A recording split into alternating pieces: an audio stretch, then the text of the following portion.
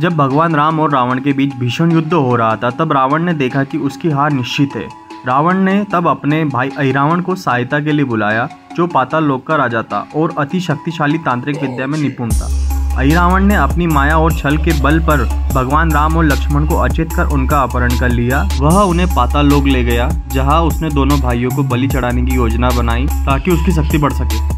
जब हनुमान जी को राम और लक्ष्मण के अपहरण की सूचना मिली तो वे तुरंत ही उनकी खोज में निकल पड़े। अपने अद्भुत पराक्रम और बुद्धि से उन्होंने पाताल लोक का प्रवेश द्वार ढूंढ निकाला। पाताल लोक की रखवाली करने वाला मकरध्वज, जो स्वयं हनुमान जी का पुत्र था, वहाँ द्वारपाल था। मकरध्वज का जन्म तब हुआ जब हनुमान जी ने समुद्र पार करते समय अपनी पूंछ समुद्र में डुबोई थी और उस समय एक मछली के गर्भ में मकरध्वज का जन्म हुआ था।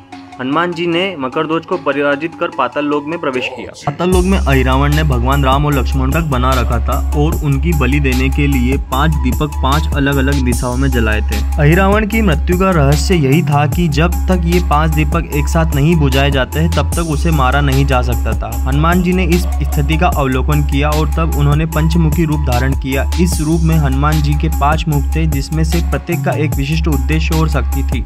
पूर्व मुख हनुमान जी का स्वाभाविक मुख है, जो बल और साहस का प्रतीक है। पश्चिम मुख गरुड़ का मुख है, जो विष और तांत्रिक शक्तियों को नष्ट करने की क्षमता रखता है। उत्तर मुख वराह का मुख, जो पृथ्वी और सृष्टि की रक्षा का प्रतीक है।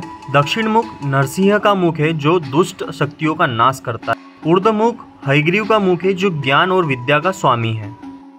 हनुमान जी ने अपने पंचमुखी रूप में एक साथ 5 दीपकों को बुझाया और अहिरावण का वध कर डाला। इस प्रकार उन्होंने राम और लक्ष्मण को मुक्त कर लिया।